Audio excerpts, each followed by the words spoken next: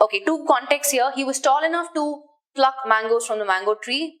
And the second sentence is, does he yearn for good old days when we lived together in the hostel in the same room? So obviously if you've taken the daily test last week, I don't know which day this question was, but the highlighted word was tall and yearn, right? So looking at the options, we'll have to replace. I have a feeling that most of you probably were not able to follow what this question was, right? The options are nostalgic, long, loom, bold, and boom. So we need to look at which one of these 5 words can replace or substitute tall and yearn, still retaining the meaning of both the contexts, right? I need one word in both these contexts. So let's look at it. Answer given in daily test is 3, which is incorrect again. Now let's understand the context first, right? He was tall enough to pluck mangoes from the mango tree, which means obviously he was of a certain height to be able to reach the mangoes in the tree. That's what the context is saying. The second one, it's saying, does he yearn for good old days when we lived together in the hostel in the same room? So the second context is probably giving him a nostalgic feeling, right?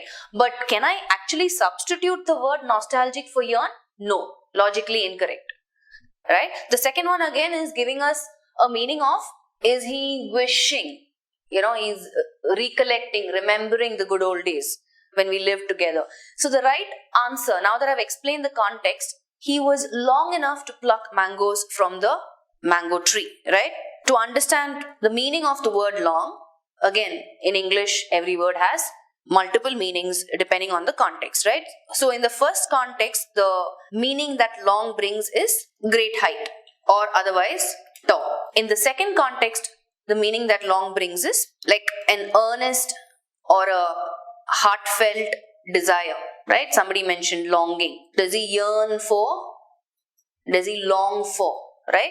That's a collocation again, to long for something. Does he have a yearning? Does he have a longing for it?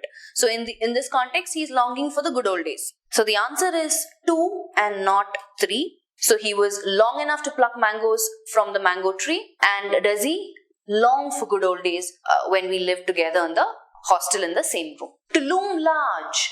Loom. I'm just giving you a quick collocation here. To loom large. Anybody? What's the meaning of loom? I just gave you a context so you'll try and figure out the meaning. Something that looms large. Very, very obvious. Like, it's right there, out there in your face. So when I say something is looming large, it means it is appearing or standing over someone. And it's almost like, they are frightened looking at that. So let me put a context. If I say a shadow loomed above us, right? If I say that, then I'm saying it's very scary. That shadow is scary because it's right there in my face, right? So that's glaring. So if something looms large means it's kind of in your face. So that's why I gave the collocation which you can immediately relate to, right? Even a particular thought can loom large in your mind, right? Maybe you're really hungry and you feel like having a pizza. So the image of pizza loomed large in her head, which means that's the only thing that's right there in her mind. So like enveloping her senses. Just to give you examples, right? Okay, let's move on. I'm sure you know the meaning of bold and boom. Let's look at it. He looked very much depressed that day owing to his father's having rebuked him soundly. It was with great difficulty that he could go across the river by swimming.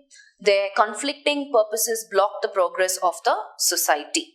Okay, so the highlighted words are depressed, go across, conflicting. The options are option 1, cross, option 2, traverse, option 3, disharmonious, option 4, converse, and option 5, punch. So out of these 5 words, I need to choose a word which can substitute depressed, go across, and conflicting in these 3 contexts, retaining the meaning of the context.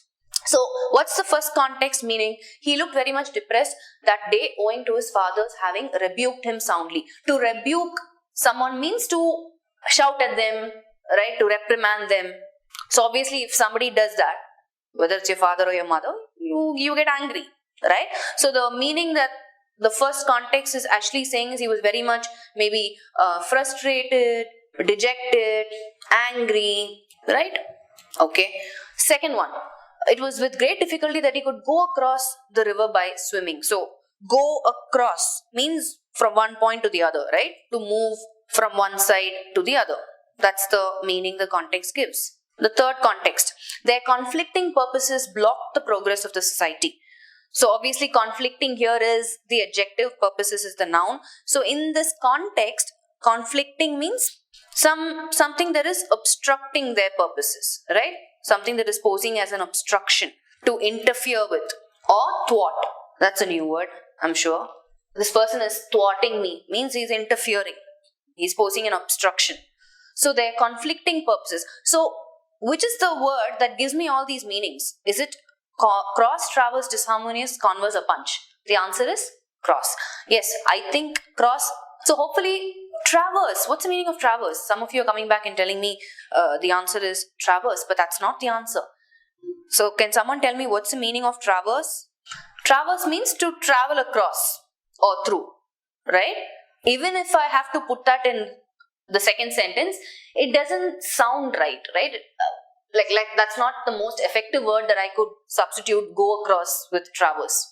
And it will not fit in any of the other contexts. So I cannot use traverse. How will it be used instead of repressed? Let me give you some example example statements. So if I say, I was cross with my mother for not letting me make my own decision, right? I'm just giving you a random example, right? So here, what you're saying is, I was angry with her, right? So depending on the meaning the word gives in the context, you can substitute. So he looked very much frustrated, dejected, depressed, right? All of this. Why? Because his father shouted him or scolded him. So because cross gives this meaning, yes, it can be substituted in the first context, right? As an adjective, this is the meaning that cross gives. Okay, let's move on. So the answer for this is cross, by the way. You can still succeed on condition that you start preparation right now. He made available to him every possible assistance necessary to accomplish the job. I'm just going to explain this context. Okay, I don't know what exactly the question is. The collocation is on condition that, right, in the first context. So obviously on condition that means provided that, right? That's the meaning. So just to give you a example sentence, if I say Shreya accepted the position on condition that there would be an opportunity for advancement, right? So there's a new opportunity, work opportunity that is available to Shreya, and Shreya accepts the position on the condition that there would be an opportunity for advancement, right? So on condition that, on the condition that, right, both are acceptable. So you can still succeed on condition that you start preparation right now. So if you're trying to understand the meaning of the highlighted words, that's what I'm explaining. The second one, he made available to him every possible assistance necessary to accomplish the job. So again, you make someone or something, second context, you make someone or something available, right, obviously to someone, or you supply. So yeah, the word that can be substituted in both these contexts is, yes, provided. You can still succeed provided you start preparation right now. The second one, he provided to him every possible assistance necessary to accomplish the job. Okay, cool.